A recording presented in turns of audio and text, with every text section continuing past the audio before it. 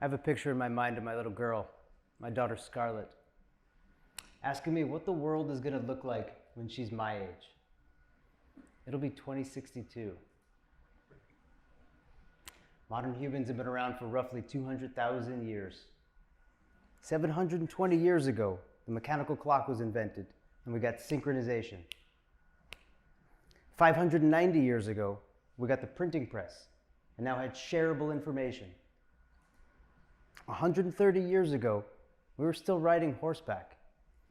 And the first controlled air flight was only 120 years ago in 1903 with the Wright brothers. 54 years ago, we landed on the moon. 31 years ago, the internet was born. And only 16 years ago, the iPhone was released, and it changed everything. Today, over 92% of the world's population has a smartphone, and information is completely democratized. What I want you to feel is that the speed of innovation is rapidly accelerating.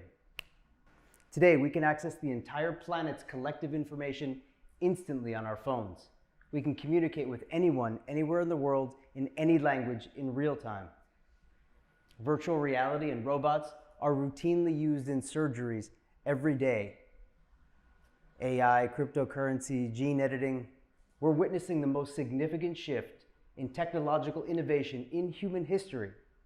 We're blurring the lines between science fiction and reality, and its impact on our evolution as a species will be epic. What's the world going to look like in 2062? It's going to look very different. Now, the question I asked myself 5 years ago when my daughter was born, and the question I have for you today is, are we preparing our kids for a world that doesn't exist tomorrow? Are we doing all that we can to prepare them for such rapid change? In a world where human innovation is outpacing conscious leadership, critical thinking has never been more important, and yet, it's mostly at odds with traditional education.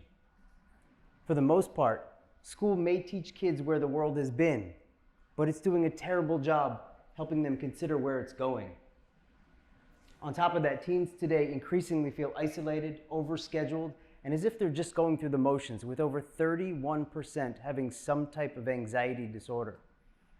I believe we're at a crisis point where we need to solve, where we can solve, but we are not solving the problem of preparing our next generation to thrive in dynamic times and to be the leaders that this world needs. If the promise of education is to empower individuals to reach their full potential, to make positive contributions to the world around them, then the promise of education has been broken. Today, in the United States, where the internet was born, where the largest tech companies in the world were created, only 1 in 4 high school students graduates college ready in the 4 core subjects of English, reading, math, and science. 1 in 4. 7 of the 10 most requested skills in job postings today are what's called the durable skills. They used to be called the soft skills. Little things like creativity, growth mindset, leadership, communication. These skills are in the most demand in jobs related to the future of work. So naturally, they're not specifically taught in schools today. We could video chat with a human on the moon, but we can't adapt education to meet the needs of today's students. I've been a technology entrepreneur for over 20 years, watching the rate of change increase. And when I became a father, I began to think about the world that I was bringing my daughter into, the wild things that she was going to see, and more importantly, how I was going to teach her to navigate that world.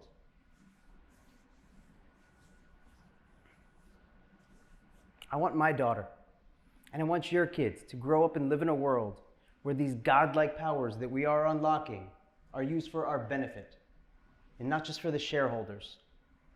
And to have that, we need a new class of leaders, and those leaders need to be our kids. My mission is to help create those leaders through personalized education, focused on the skills and the mindset needed to thrive in dynamic times. Consider this.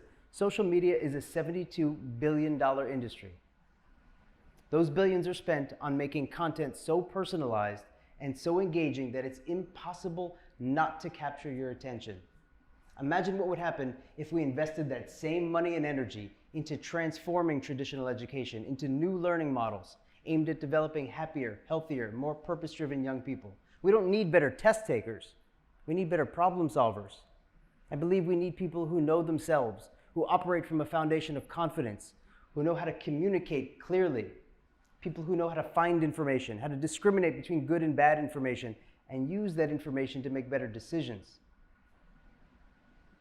In a world where we've let go of the baggage of traditional education, each student's unique gifts are celebrated and not sanded down. And then we're left with kids who feel confident expressing their ideas, who feel connected instead of isolated and full of anxiety, who know how to solve problems and aren't afraid to fail while doing it. Imagine a new class of leaders emerging from a generation of young people who are present-minded, forward-thinking, intellectually curious, and globally aware. When those kids grow up to be the leaders of this world, we're in safe hands. And we can have that. We can have that by making learning personalized, making it relevant, and more importantly, allowing it to quickly adapt to the changing world. I asked one of our students what she felt the point of our program was. She's 15, and she said, change is going to come. It's inevitable. It's going to happen. And we need leaders to step forward and be ready. And I feel more ready for the future now. Imagine a world where all of our teens shared that mindset. Listen, our kids are going to see things that we can't even imagine. They're going to have to make choices that we've never dreamed of. Their world is going to look so different from ours, and we are giving them a massive responsibility to make it a better place. So I invite everyone who hears this to consider the impact that we have on them, and to reflect on our responsibility to help them become the leaders that this world needs.